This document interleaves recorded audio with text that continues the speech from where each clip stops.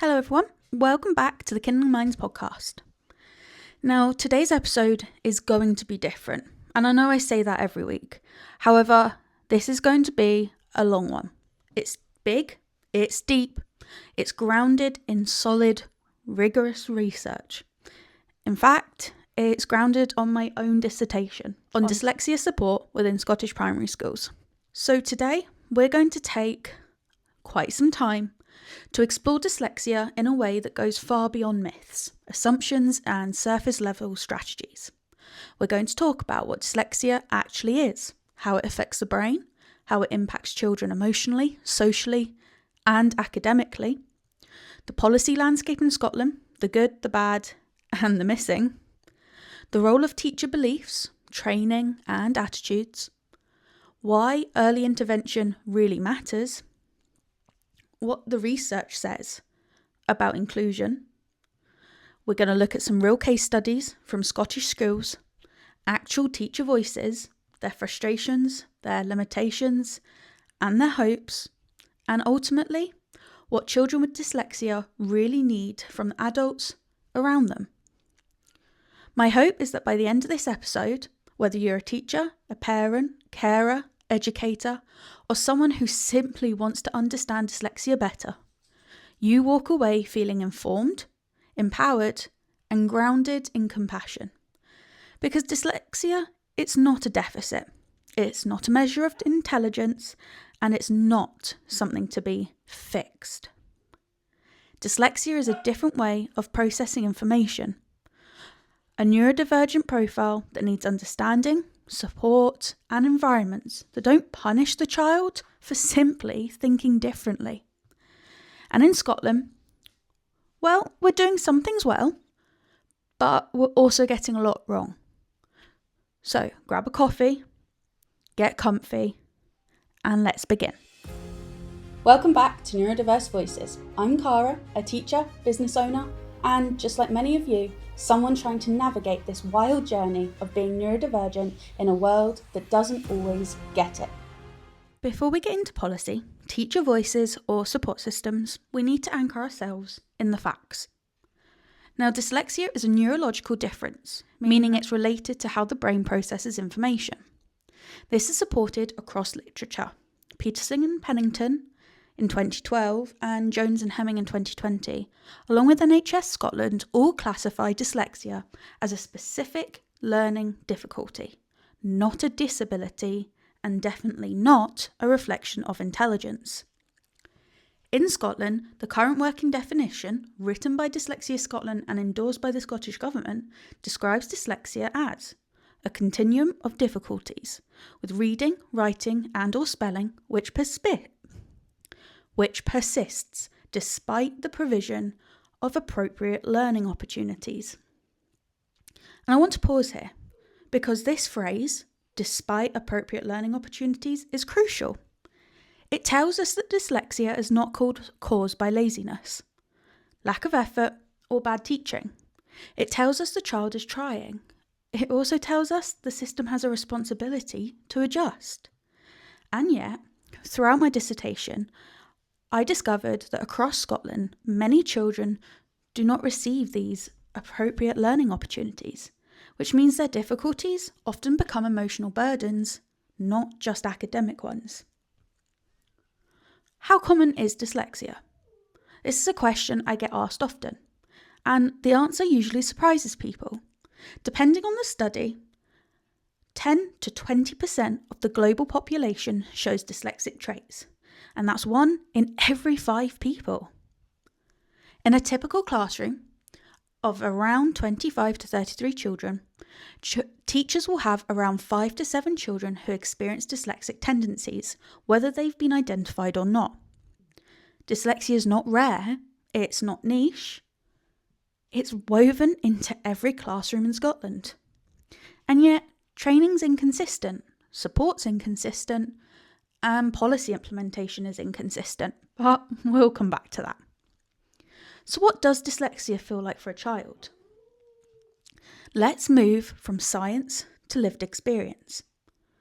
My dissertation highlighted something powerful. Academic struggles are often just the surface level, Underneath, children with dyslexia frequently experience frustration, shame, anger, sadness, fear of embarrassment, masking, low confidence, and a belief that they're just not good enough. And this aligns with research by the British Dyslexia Association and even child-produced media like CBBC's My Dyslexic Mind, where children describe feeling stupid, slow, or broken because they can't read or write like their peers. But here's the most important point. Children with dyslexia know they're different long before adults acknowledge it. And when dyslexia is unsupported, these children internalise these struggles as personal failures. This creates what psychology calls learned helplessness, a term developed by Seligman, Peterson and Meyer. It's a state where children believe there's no point in trying, they fail anyway, and nothing they do will work. It's not a behaviour issue, it's not motivation issues, it's a survival response. So here's a real example. Based on combined experiences of teachers from my study, I give you this example. A child in P3 is given a reading task. They freeze, their eyes well up, they push the book away and say, "I can't." The teacher reassures them, "You did this last week, come on." The child becomes distressed, crying, hiding, or refusing. The teacher feels stuck, the child feels ashamed, the class carries on, and the moment passes.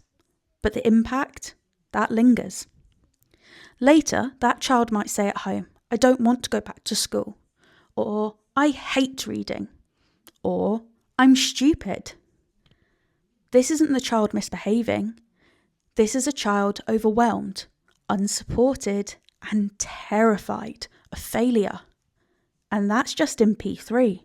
Imagine that for repeated years. So how does Scottish policy shape reality? So let's talk about policy, because my dissertation revealed something deeply important. Scotland has strong policy frameworks, but it's very weak in its implementation. The big policies that I looked at in particular are the Curriculum for Excellence, CFE, GERFEC, which stands for Getting It Right for Every Child, the Making Sense programme, Additional Support for Learning Act, local authority policies, and then school level policies. On paper, these policies are progressive. They emphasise inclusion, equity, and early intervention. But the teachers I interviewed said something repeatedly. Policy exists, but support doesn't. One teacher put it simply: "We're meant to support them, but we don't have the time, the people, or the hours." And another teacher said, 5 extra minutes in an exam is useless when it takes my student double the time to process the question. And this is the point, isn't it? A policy only works when someone has the capacity to deliver it. Right now, Scottish teachers and teachers across the globe are stretched thin with limited support staff, high workloads, and inconsistent training. So support becomes patchy, unpredictable, dependent on the teacher's attitudes, school ethos, or local authority budget. That's not equity. That's postcode education. Now, following on from this, I looked at teacher beliefs and training. Teacher beliefs shape everything: support, inclusion, differentiation, early identification, attitudes towards dyslexia, expectations of the child, emotional climate in the classroom. Some teachers were knowledgeable, proactive, dyslexia aware, but others admitted they didn't recognise dyslexia as a real barrier. One even said, once they have a diagnosis, that's it.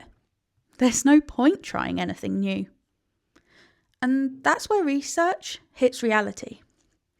Studies by Knight, Woodcock and Bandura show that a teacher's belief system can either empower or diminish a child. A teacher who believes in inclusion will create pathways. and a teacher who doesn't will create obstacles.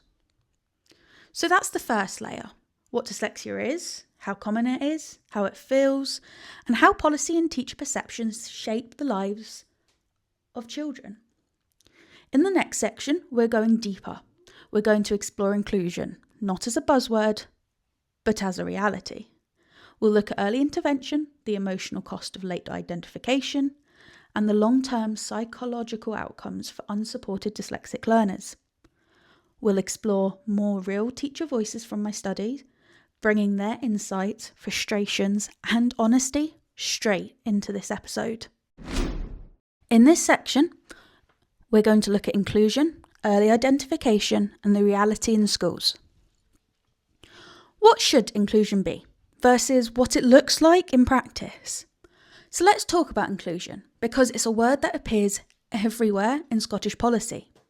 On paper, inclusion in Scotland is described as increasing participation and removing barriers. And even more strongly, education is a human right. An inclusive approach must enable all children to achieve their full potential. And that's in the Scottish Government's own words in 2019. And it sounds wonderful. It sounds hopeful. And it sounds exactly like children with dyslexia deserve. And yet the teachers in my study revealed something far more complex. Some felt inclusion was being attempted, but not fully realised. Others felt inclusion was more of a slogan than a lived reality. And some said inclusion only worked when they personally chose to make it work. One teacher said, "We've got a toolkit, we've got policies, but with no staff, it's still just words." Another admitted, "We're meant to be dyslexia friendly, but we can't do it daily because we don't have the staff." This confirms something researchers have been warning for years. Inclusion's only as strong as the teacher implementing it, and the teacher is only as strong as the support system around them. In other words, inclusion's an ecosystem, not an instruction.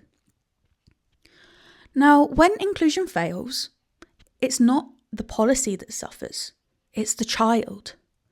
Children with dyslexia may experience being pulled out of class inconsistently, receiving last-minute adjustments, being left to get on with it, being misunderstood as lazy or unmotivated, being given work far beyond their processing capacity, or being given work far below their potential out of pity.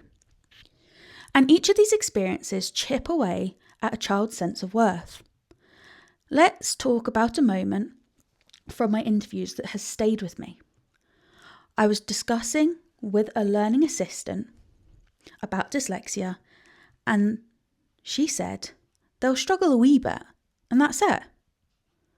It wasn't a malicious sentence. It was resignation. It was the quiet acceptance that struggling is just part of a dyslexic child's school life, a belief that's been normalised but should have never been acceptable. So what happens when inclusion falls apart? Here's a scenario that many families will recognise. Your child's working on a spelling task. The rest of the class is writing paragraphs. Your child is copying single words down from the board. On paper, it looks like differentiation. Yet in reality, the child feels singled out. A classmate says, "Why are you doing the baby work?" The child's face drops. The teacher hasn't heard it. The child just stops trying.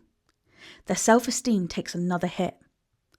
Later that same afternoon, the parent receives a message. He didn't engage with his task today. Or she didn't engage with her task today.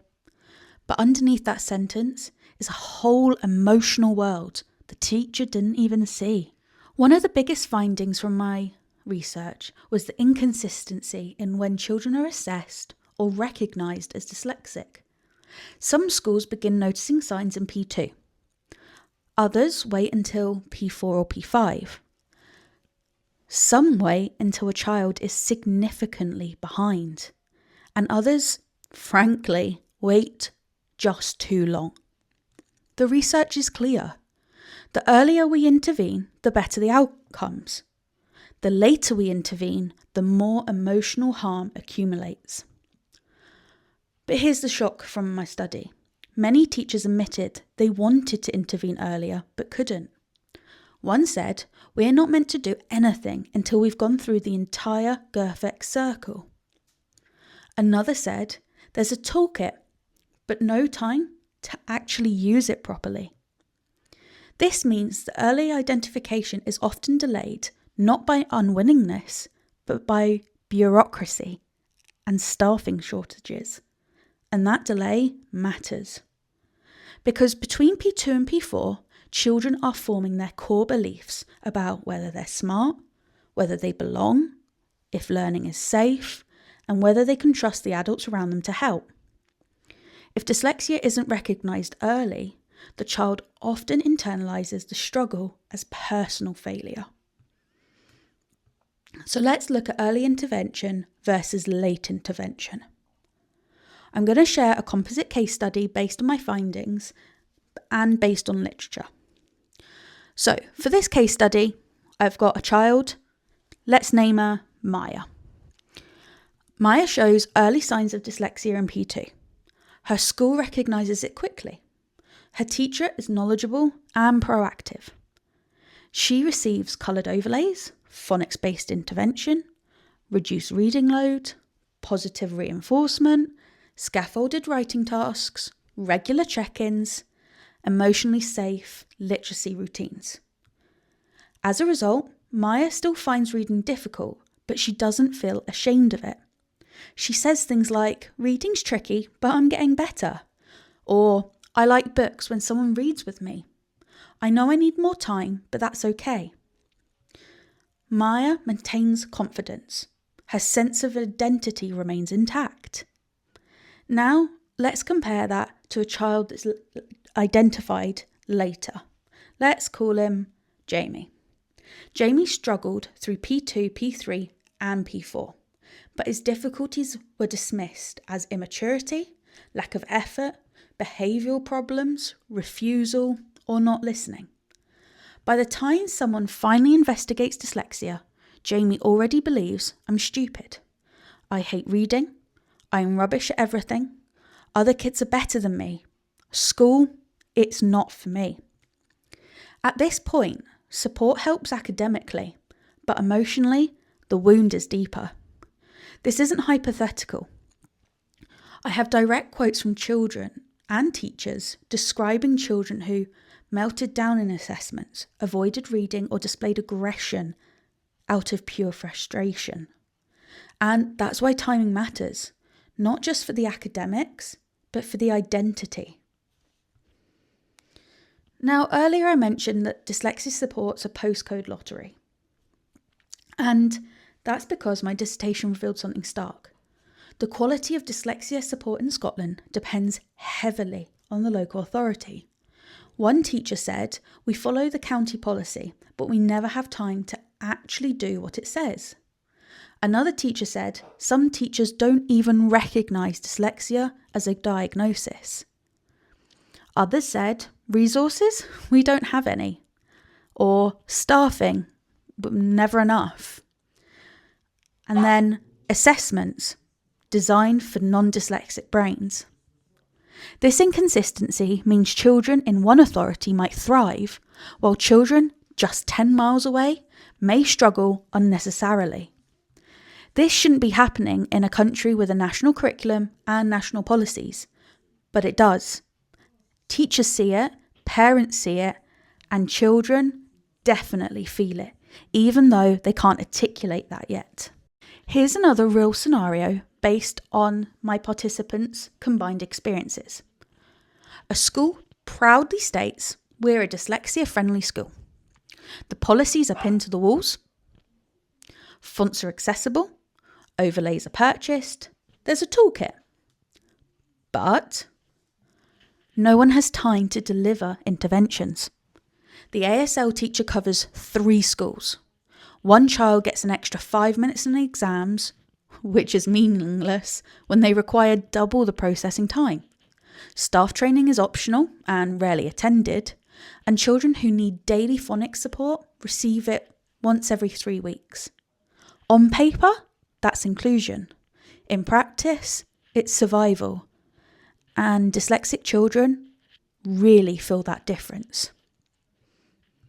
So, what's the psychological cost of inconsistent support?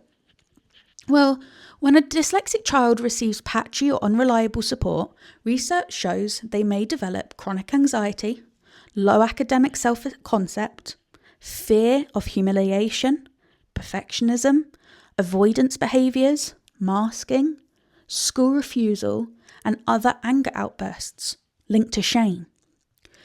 Bandura's self-efficacy theory tells us that children form beliefs based on repeated lived experiences. If the repeated experience is, I can't do this, nobody helps me, and I always fail, that belief becomes, what's the point in trying? And this is learned helplessness. And it's painful, unnecessary, and entirely preventable. So in this section, we've explored what inclusion looks like, the emotional cost of late identification, the postcode lottery of Scottish additional support, real scenarios where children feel isolated, teacher frustrations and systemic obstacles, and how inconsistent support shapes a child's belief about themselves. In the next section, we're going to go through assessment, policy contradictions, the role that the SQA have, and how the Scottish education system unintentionally reinforces inequality for dyslexic learners. We're also going to talk about the lifelong impact of dyslexia when it's unsupported and what adults can do differently. Assessments, inequality, and the lifelong impact of unsupported dyslexia. Let's shift into something that came through strongly in my dissertation interviews: the impact of Scottish assessments. One teacher put it plainly: these blanket assessments don't work because everyone learns differently. And here's the issue with that. Scotland's system, from early literacy right through to exam years, it's built on the assumption that children can process written information at speed, children can decode accurately under pressure, and children can produce written responses quickly. But dyslexic learners cannot do these things in the same way. That's not unwillingness, it's neurology. One teacher said something that stuck with me. 5 extra minutes is pointless when it takes them double the time to read the question. And that's the truth none of the assessment frameworks fully acknowledge. Extra time sounds supportive, but when the structure itself is inaccessible, extra time simply extends the struggle. It's like giving someone with mobility difficulties more minutes to climb the stairs when what they need is a ramp. So why do assessments create a confidence gap? When a child repeatedly faces assessments that aren't designed for their brain, 3 things happen. 1, they believe they're not capable. Even if they're bright, creative, intuitive thinkers, the format tells them they're behind. 2, they disconnect from learning because every assessment feels like a threat to their confidence. And 3, they develop long-term academic anxiety. Many dyslexic children experience physical stress responses before tests: stomach aches, panic, headaches, tears, shutdowns. This isn't bad behaviour, it's their nervous system saying, this is unsafe for me. And when a child feels unsafe, they can't learn. So let's look at an example, a scenario. The assessment meltdown. Let's bring this into life that reflects the stories that my teachers have shared with me. A P4 child sits down for a time numeracy assessment. They're handed a page of tightly printed text. The timer starts. Their heart races. Their brain goes blank and they whisper to themselves, I don't get it. The teacher calmly encourages them, but pressure only increases the fear. And by the end, the child's in tears, the teacher feels helpless, and the parent hears they didn't cope today. But what actually happened is something deeper. The assessment format overwhelmed a dyslexic brain that processes language differently. The child wasn't struggling with numeracy, they were struggling to decode the instructions. Now, my research highlighted a major contradiction. Scottish education policy says all learners should be included, barriers should be removed, learning should be accessible, additional support needs should be properly supported, and achievement should be equitable. And on the other hand, teachers say we don't have the staff to deliver literacy interventions. We don't have the time. Policies exist but aren't implemented. Some teachers don't believe dyslexia is a real barrier. Assessments disadvantage dyslexic children. Training on dyslexia is minimal. One teacher even said once they got a diagnosis, that's it. No one tries anything new. And that right there reveals the heart of the issue. Policies do not create inclusion. People do. And when people are overwhelmed, undertrained, or unsupported, children slip through the gaps. I want to talk now about something I captured beautifully throughout my dissertation. The lifelong ripple effect when dyslexic children remain unsupported. Research shows that dyslexia doesn't just affect literacy. It affects academic self-esteem, confidence, identity, resilience, beliefs about intelligence, risk-taking, mental health, career aspirations, social relationships, and long-term well-being. In adults, untreated or unsupported dyslexia is linked with lower self-efficacy, shame-based thinking, chronic anxiety, depressive symptoms, avoidance of written tasks, underemployment, and even imposter syndrome later in life. A researcher found that adults with dyslexia often carry unresolved emotional scars from school, long after the academic hurdles have passed. These are people who say things like, I still panic when I see long forms. I avoid reading in front of others. I never felt good enough. I still hear my teacher telling me I wasn't trying hard enough. And this is exactly why my research matters. Because if we change the way Scotland supports dyslexic children now, we can change the adults they become. Let's share a composite adult experience based on the literature and the patterns I discovered in my dissertation. We're going to call the character Robert.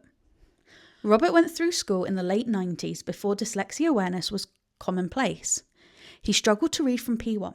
He copied slowly, mixed his letters up, and he was told to try harder. You're not concentrating, you're being lazy. Look at your spelling, it's unacceptable. And he believed it. By secondary, Robert avoided reading out at all costs. Terrified of humiliation, he masked, memorising content instead of reading it. He left school believing he wasn't academic. Years later, he's a brilliant problem solver. He thinks in pictures, he's creative and strategic, he excels in hands-on tasks. But he still says to himself, I'm not smart the way other people are. This is the legacy of unsupported dyslexia. Not the reading difficulty, but the identity wound. One of the most powerful moments was when a teacher who described a dyslexic girl being given extra 5 minutes in an exam. 5 minutes, despite needing double the processing time. And as I've mentioned, the teacher said 5 minutes isn't enough when it takes her twice as long to read and process. It wasn't just frustration for the teacher, it was heartbreak. The teacher could see the gap, but the system couldn't. And this gap between policy and lived experience is where children get lost. When dyslexia is unsupported, children often begin to avoid reading, writing, spelling, homework, group tasks, paired reading, or anything involving paper. And as adults, we do the same. Not because we don't want to learn, but because we want to protect ourselves from shame. The avoidance is often misinterpreted by adults as laziness, stubbornness, defiance, disengagement, or lack of effort. But underneath, it's fear. Fear of failing again, fear of humiliation, fear of being exposed, and fear of being judged. My dissertation research highlighted that children with dyslexia frequently internalise negative teacher comments, even subtle ones, far more deeply than many adults realise. This shapes lifelong beliefs like, I'm not a good reader, I'm terrible at writing, I hate school, or I can't learn like other people. And I can say from firsthand, I used to say, I hate school all the time. But now as an adult, learning and navigating the business world, I've started to notice that I don't say I hate school. I love learning. I love soaking up new knowledge, trying different things, helping other people achieve. But I used to say I hate school. And that is because I learnt that school was an upsetting, frustrating place for me. But it doesn't have to be. And that's why teachers supporting children are so important. Now, let's take a breath. In this section, we've explored Scottish assessments and their limitations, the contradiction between policy and practice, the psychological cost of insufficient support, teacher frustrations, real scenarios where the system fails learners, and the lifelong consequences of unsupported dyslexia. In the next section, we're going to shift towards what effective dyslexia support looks like, what teachers can realistically do, what parents need to know, the specific strategies Scottish teachers mentioned in my study, and what dyslexia-inclusive classroom truly requires, neurologically, emotionally, and practically. This is where hope comes back into the story. Section 4. What effective dyslexia support really looks like. In this next section, I want us to gently shift from the difficulties and inequalities we've explored into what good support actually looks like. Because dyslexia support is not guesswork. It's not extra worksheets or be patient or 5 extra minutes. There's decades of research, and my dissertation contributed to that body of research, showing exactly what works for dyslexic learners. So let's ground ourselves in what is possible when we receive the right support at the right time for our children. Across the literature, Mather and Wendinglen in 2011, Peterson and Pennington 2012, and Dyslexia Scotland, evidence-based international frameworks. Successful dyslexia support consistently looks like this. 1. Early, accurate identification. Not waiting until a child's already struggling emotionally. 2. Direct, explicit instruction, especially in phonological awareness, decoding, and structured literacy. 3. Multisensory learning. Learning that integrates sight, sound, movement, and touch. 4. Small steps with repeated practice. Not racing ahead because the curriculum says so. 5. Removing time pressure. Because speed, that's not intelligence. 6. Emotional safety and a strengths-based approach. This is where Kindling Minds philosophy is rooted in. That emotional safety. And 7. Consistent access to resources. Not once a fortnight, not once a term, but ongoing, predictable support. They are not expensive, they're not complicated, and they're definitely not unrealistic. They simply require commitment, training, and acknowledgement that dyslexic children learn differently. One of the strengths in my research was that I didn't just show the issues, I also highlighted what teachers are doing well, even in the difficult circumstances. Teachers described using the following: dyslexia-friendly fonts, larger print, coloured overlays, breaking instructions down, simplifying language, chunking tasks, scaffolding writing, allowing alternative ways to record learning, seating children strategically, one-on-one nurture sessions, laptops for writing, voice typing, and quiet spaces for regulation. These seem small, but they are profoundly impactful. One teacher even said, "We use very simple instructions and lots of large print. It makes a big difference." Whilst another said, "We adjust seating so they can see the board clearly and avoid distractions." These are practical, accessible tools, but they only work when teachers understand dyslexia, believe the child can succeed, and sees support as a right, not a favour. Here's the real teaching moment based on the positive examples from the research. A dyslexic child struggles with reading long instructions. Instead of saying, "Read this and get started," the teacher does the following: prints the task on coloured paper and enlarges the font. They break the instructions into 3 steps and reads them aloud. Checks in gently, "Tell me what you think the first step is." Allows the child to write answers on a whiteboard instead of a worksheet. Praises effort, not accuracy. And guess what? Within 10 minutes, the child's engaged, regulated, focused, but most importantly, they feel capable. This is the power of small, intentional changes.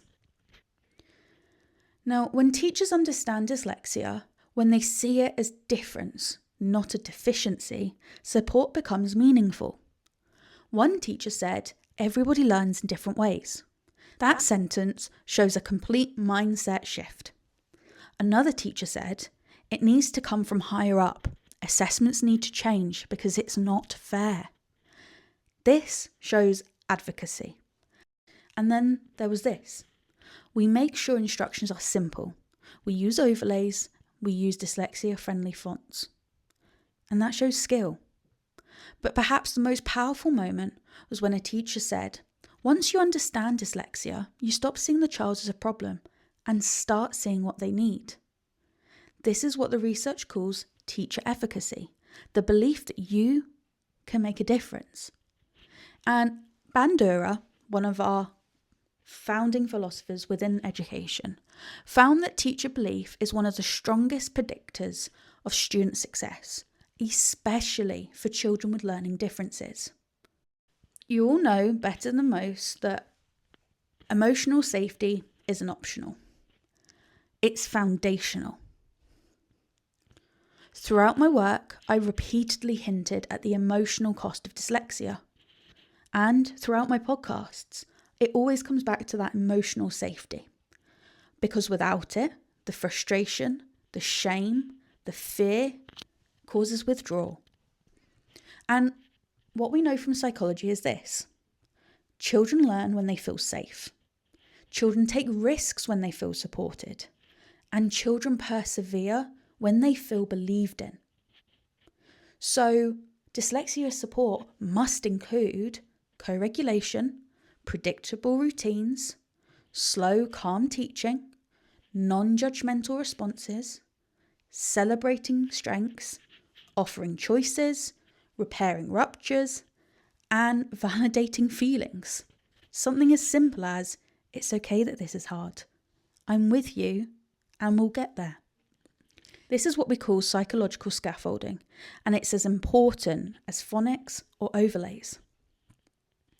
Let me share another case drawn directly from the emotional themes in my dissertation. We're going to call this child Brooke. Brooke is in P3 and cries during literacy almost every morning. She's bright, curious and imaginative, but reading feels like torture.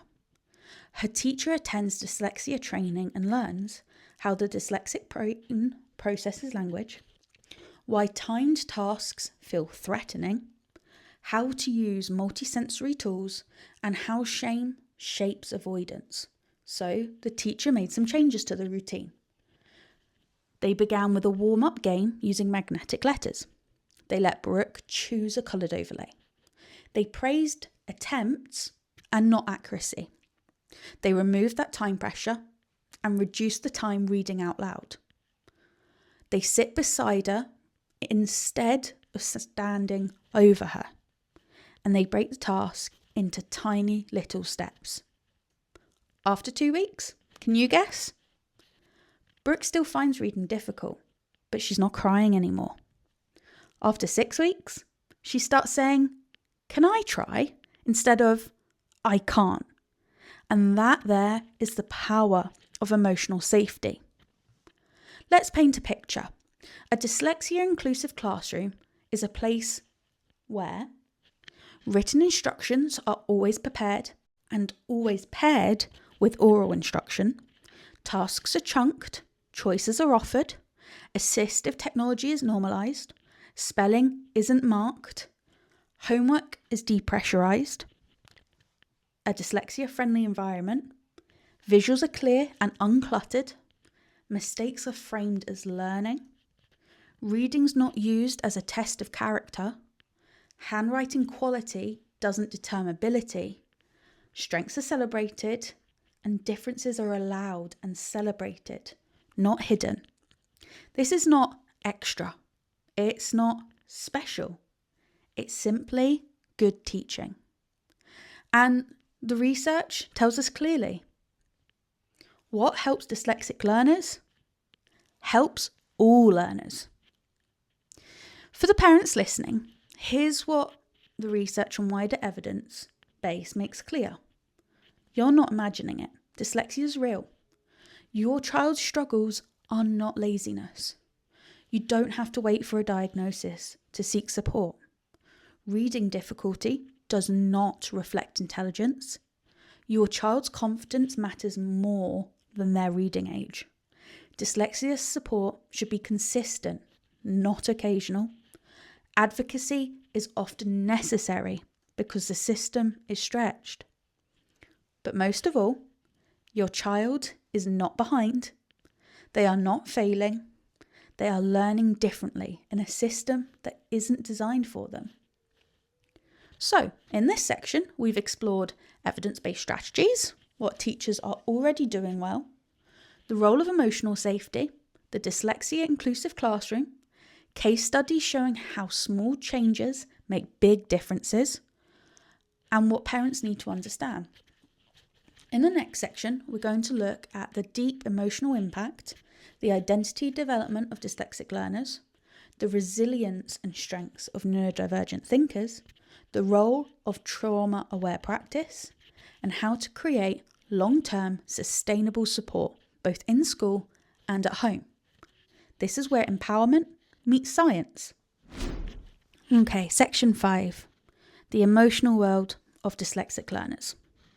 Up until now, we've talked a lot about literacy, policy and support, but beneath that is something deeper, the emotional experience of being dyslexic in a system that isn't built for your brain. Teachers describe children who cried, shut down, acted out, withdrew, masked, avoid work, or said heartbreaking things like, "I'm stupid, everyone else is better than me." These reactions weren't behaviours. They were emotional responses to repeated, daily, lived experiences of struggle. And research supports this. Alexander Passe in 2015, Nalvani in 2018, all found that emotional impact is often the most significant part of dyslexia. In other words, the reading difficulties not the biggest problem, the emotional fallout is. Children are brilliant observers and terrible interpreters. When they struggle, they assume the problem is them, not the environment, not the teaching, not the format, not the system, them. Research on child identity development shows that by early primary years, children begin forming internal scripts like, I'm good at school, or I'm not good at school. These scripts become part of their identity. So when a dyslexic child constantly sees their peers finishing tasks faster, reading more fluently, getting praised more often, raising their hands sooner, receiving stickers that they can't earn, their internal script becomes, I'm the child who can't, I'm slow, I'm the child who disappoints, I always get it wrong, I'm the one who needs help, I'm not as smart. And this is the root of shame-based thinking. And shame, it's sticky. It lingers. It embeds. It shapes choices, confidence, and identity well into adulthood. One of the most important theories connected to my learning and research is the learned helplessness, developed by Seligman, Peterson, and Meyer. Their theory explains why some children, especially neurodivergent learners, eventually stop trying. If a child repeatedly experiences failure, confusion, overwhelm, misunderstanding, try harder feedback, and a lack of success, then their brain forms a protective belief. Trying won't help me. Now, it's not because they're lazy, but because their lived experience says effort leads to pain, not progress. This is why some dyslexic learners refuse to start tasks. Not because they don't care, but because they're scared to confirm the belief that they can't. And this is why emotional recovery is just as important as academic support. We're going to look at another study. Let's call him Finley. Finley's in P5. He's funny, creative, and curious, but he refuses to do any written tasks. His teacher says he's unmotivated, but his behaviour, now it tells a different story.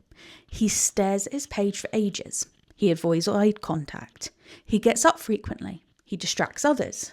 He says, I can't, before he's even tried. But when you look closely, it's clear he's not avoiding work. He's avoiding failure. With trauma-aware, dyslexia-informed support, Finley's teacher breaks tasks into tiny steps, removes time pressure, lets him dictate his ideas first, gives him a sense of success early in the task, praises effort, not completion, offers co-regulation, reduces handwriting demands, and uses visuals to support sequencing. After a few weeks, Finley begins to try again. The difference wasn't the child, it was the safety. And that's where my Kindling Minds ethos fits beautifully into the science. It's trauma-informed practice, neurodiversity affirming approaches, emotional safety, strengths first language, co-regulation, predictable routines, content-based learning, and choice and voice. Children with dyslexia often experience microtraumas, small emotional injuries that happen over and over and over again. Being compared to peers, being corrected publicly, being told to read faster or try harder, given inaccessible tasks or being punished for coping behaviours, simply being misunderstood. Trauma-aware practice asks, what has this child experienced and how can I avoid repeating it? Neurodiversity affirming practice asks, what does this child's brain need to feel safe and feel capable? And together, they create a completely different school experience. This is the part most dyslexic children never hear, and it's perhaps the most important. The dyslexic brain isn't faulty, it's different, beautifully different. Research by Eden, Stein and Wolf, and neuroimaging studies show dyslexic brains often excel in creative thinking, problem solving, big picture reasoning, visual spatial skills, empathy, storytelling, pattern recognition, innovation, hands-on learning, verbal reasoning, entrepreneurial thinking. It's no accident that so many innovators, entrepreneurs, and creatives are dyslexic. But if a child only hears you're slow, you need extra time, you're behind, they never get to discover their strengths. A dyslexia inclusive approach must actively help children see what they're good at, not just what they find hard. Here's a scenario that captures the transformation that happens when strengths are recognised. The child in this is going to be called Harris. Harris can't spell to save his life, but he builds entire Lego cities with complex engineering concepts that blow adults away. His teacher begins using building-based literacy, writing instructions for a model he created, designing a poster for a Lego set, talking through building sequences orally, using his spatial strengths to teach sequencing, recording ideas on video instead of writing. And guess what? Suddenly, his confidence grows, he participates more, he begins to write more willingly, and he believes he's capable. Because he is. The literacy difficulty didn't disappear, but his identity shifted from I'm bad at school to I'm brilliant at something important. One of the strongest findings in my research was the role of support staff and nurture assistants. Children trusted them, felt safe with them, and opened up to them. Research shows that one trusted adult can dramatically improve our outcome for neurodivergent learners. That adult might be the class teacher, an additional support need teacher, a nurture worker, a parent, grandparent, brother, sister, or even a librarian or support assistant. What matters isn't the role, it's the relationship. A child who feels emotionally safe learns. A child who feels judged shuts down. Let's talk about resilience, because dyslexic children have enormous potential here. Resilience isn't built by pushing, pressuring, ignoring emotions, or demanding independence before they're ready. Resilience is built when a child repeatedly experiences success, safety, validation, emotional regulation, predictable support, and the fundamental message, you can do hard things, and I'll help you. This creates what psychologists called earned secure confidence. Confidence built through co-regulation, not force. And this is the antidote to learned helplessness. So, in this section so far, we've looked at emotional landscape of dyslexia, identity development, learned helplessness a bit more, trauma-aware, neurodiversity-affirming practice, strengths of the dyslexic brain, the power of relationships, and how to build long-term resilience.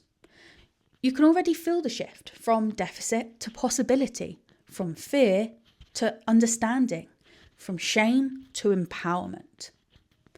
In the next section, we're going to look at practical strategies for parents, teachers, homeschool partnerships, what truly matters in day-to-day life, and how Scotland can build a better future for dyslexic learners. This is where we bring everything together. Section 6, practical support. So let's bring it back to daily practice. We've explored the foundations, the science, the emotions, the policy gaps, the inequalities, the teacher voices, and the lived experiences. Now, we shift into what can adults actually do today, tomorrow, and long term to support dyslexic learners. Here's the good news. Effective support, it's not complicated, it's not expensive, and it's not time consuming. It's consistent, it's intentional, and it's human.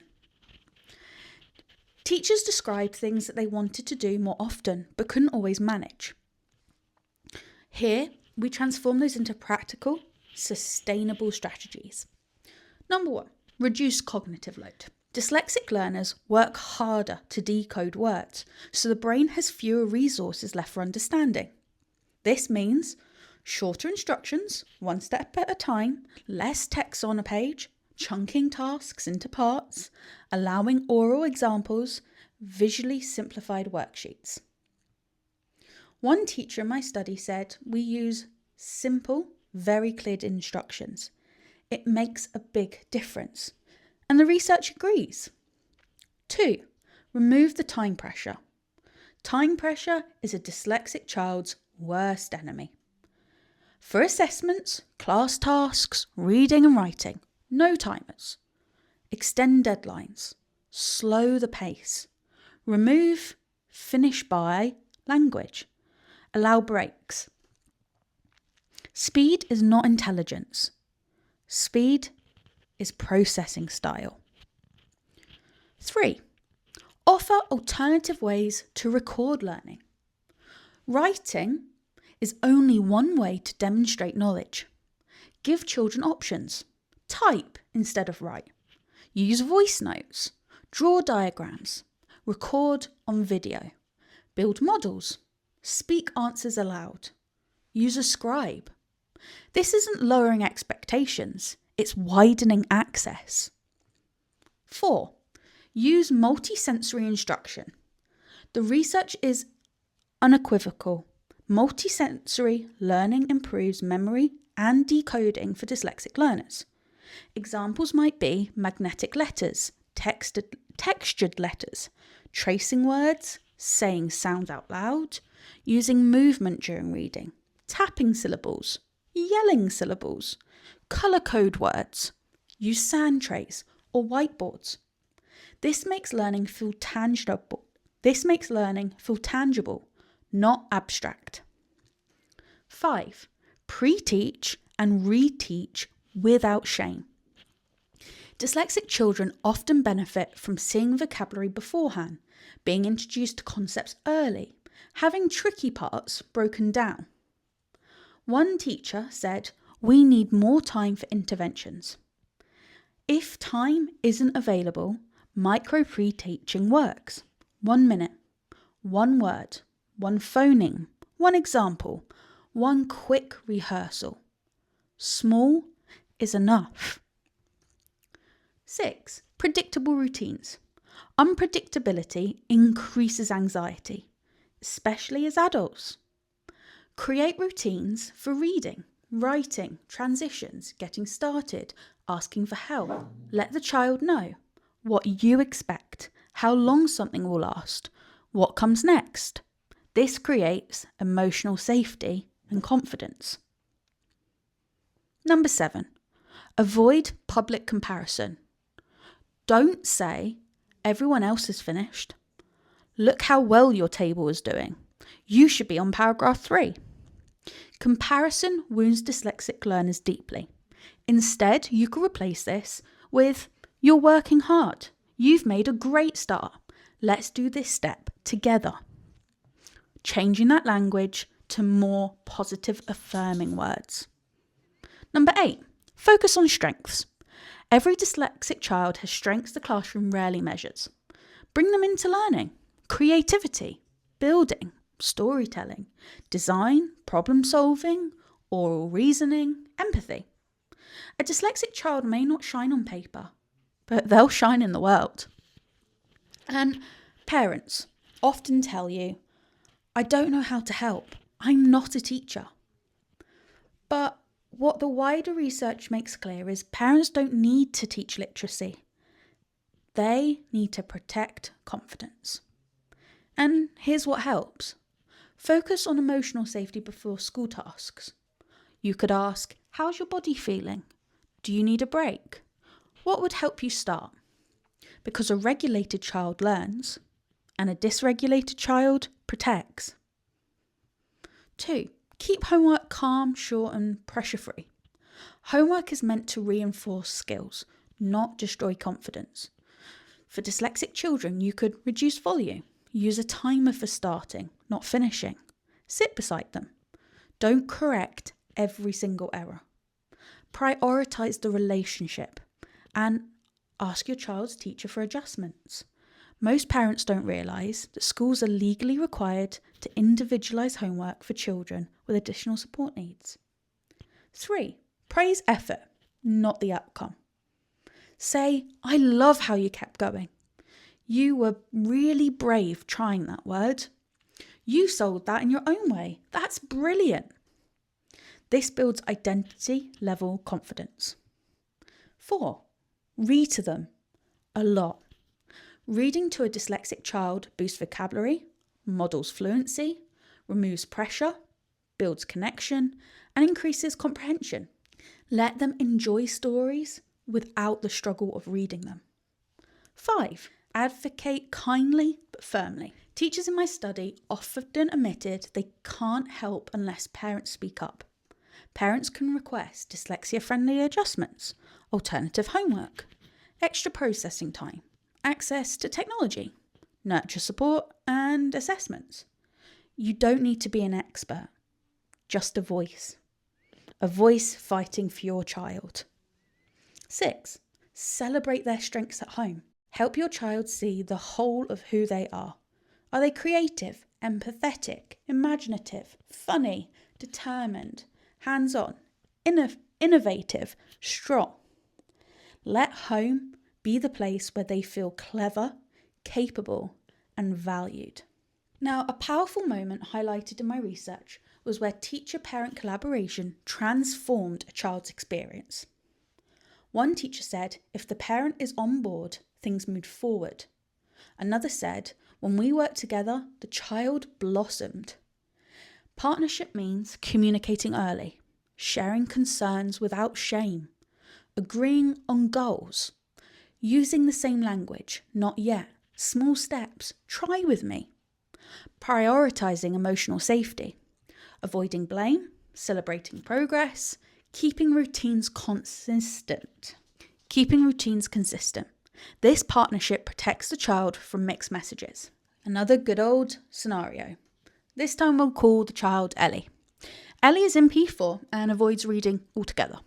Parents are stressed, teachers worried, homework is a battle. After meeting together, they decide to reduce the homework, choose audiobooks, introduce a read together for fun routine, use coloured overlays, remove time pressure, and set shared language, like, let's explore this together. Within weeks, Ellie reads voluntarily at home. She participates more in class, her confidence grows, the avoidance stops. It wasn't magic. It was alignment, at home and at school. So in this section, we've explored evidence-based teaching strategies, practical supports for parents, homeschool collaboration, the psychology of confidence, emotional safety, real scenarios, and how simple adjustments radically transform dyslexic learners' lives. You can feel the whole episode coming together now. Science, real life, policy, emotion, identity, and practical action. And in part 7, we'll bring everything home with what Scotland must do differently, what true inclusion looks like, my key conclusions from my research, hope for the future, and a powerful closing message for teachers, parents, and dyslexic learners themselves. Section 7. A hopeful future for dyslexic learners. Let's zoom back and look at the bigger picture. My research revealed a clear message. Scotland has strong intentions, but weak implementation. Teachers described inconsistent support, lack of time, limited training, stretched staffing, inaccessible assessments, and unclear expectations. This isn't about blaming teachers who are already doing the work of 3, 4, 5 people. This is about systems. To truly support dyslexic learners, Scotland needs consistent, compulsory dyslexia training for all teachers. Not optional, not once, ongoing. Nationally standardised procedures for identification so children aren't dependent on the postcode lottery. More additional support needs staffing and reduced teacher workload because support is meaningless when there's no one there to deliver it. Dyslexia inclusive assessments at every stage, not just 5 minutes, not just overlays, a redesign. Clear accountability structures, Policies are only powerful if schools are supported and required to follow them. A strengths-based national narrative. Dyslexia's not a deficit, it's a profile, a difference, a way of thinking the world desperately needs. Inclusion cannot be a poster on a wall, a statement in a handbook, a one-off CPD session, a font choice, or an annual awareness week. Inclusion, when it comes down to it, is daily practice, relational, emotional, responsive, compassionate, collaborative, and rooted in understanding how different brains learn. True inclusion means children do not need to change who they are in order to learn. The environment changes to meet them. And this is the core of GERFEC, the heart of Additional Support Learning Act, and the intention behind the Curriculum for Excellence. But intentions must turn into lived experiences. And that starts with belief. Belief that every child is capable, even when their progress doesn't look like the curriculum experts. And that starts with belief. Belief that every child is capable, even when their progress doesn't look like the curriculum expects. Let's imagine a Scotland where dyslexic learners thrive. A classroom where teachers feel confident, support staff are trained, identification is early and consistent. Assessments are accessible by design. Reading's not a measure of intelligence. Writing is not the only pathway to success. Technology is embraced. Emotional safety is prioritised. Strengths shine. Differences are celebrated. This isn't idealism. It's entirely achievable. My research shows that teachers want to do better. Parents want partnership. And children desperately want to feel understood. We have the ingredients. We just need the structure that allows them to blend. Let's look at an ideal school, the right school at the right time. This school has a trained additional support needs team, a dyslexia champion leading staff development, nurture sessions embedded in the week, dyslexia-friendly materials as standard, not exceptions, teachers who co-plan literacy with additional support needs staff, parents are welcome and not dismissed, assessments are adapted, not bolted on, pupils taught explicitly about different learning profiles, consistent communication across the school. In this environment, dyslexic children are identified early. Differences are explained, not hidden. Strengths are spotlighted, shame is reduced, confidence grows, academic outcome rises, and children leaving primary school know there's nothing wrong with how they learn. This is the Scotland we could build, and the Scotland children deserve. So, there's been several key conclusions that shape this episode. Teacher knowledge varies hugely, and this affects children directly. A knowledgeable teacher transforms a child's experience, and a misinformed teacher unintentionally harms. Assessment practices in Scotland disadvantage dyslexic learners. 5 extra minutes is not an equitable access. Emotional impact is significant and underestimated. The psychological effects often outweigh the academic ones. Support? It's a postcode lottery. Some children thrive, others fall through the cracks. Teachers want to help, but lack time, training, and clarity. Grit and determination just isn't enough for teachers. Emotional safety is the foundation of effective support. Without it, nothing sticks. Dyslexia is a strengths-based neurotype, not a deficit. This must shape the narrative moving forward. These findings aren't criticisms.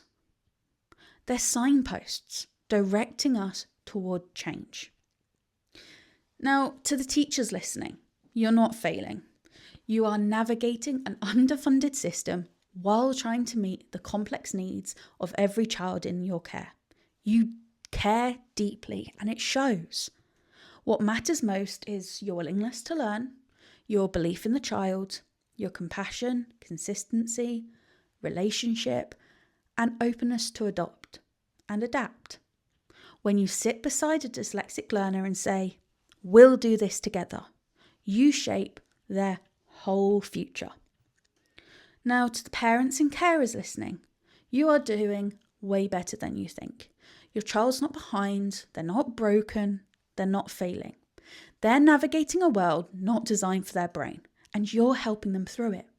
Every time you advocate for them, slow things down, read with them, choose connection over correction, offer reassurance, fight for support, celebrate small wins, or simply sit beside them, you are protecting their identity, their confidence, and their hope for the future.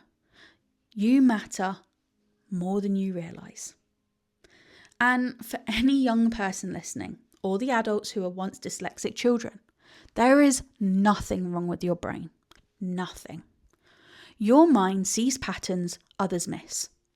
You think in ways the world desperately needs. You're creative, intuitive, capable, and brave. Reading difficulty has nothing to do with intelligence. Writing difficulty has nothing to do with potential. School has nothing to do with your worth. You are enough, exactly as you are. Now, as we close this journey, just over an hour of science, stories, emotion, and possibility, I want us to hold on to one truth. Dyslexic learners don't need the world to be easier. They need the world to be fairer. They need understanding, emotional safety, accessible teaching, strengths-based language, belief, and adults who see them clearly. When these things come together, dyslexic learners don't just cope, they flourish. Thank you for listening, for caring, and for being part of a future where neurodivergent minds are not supported as an afterthought, but celebrated as essential. Until next time, bye.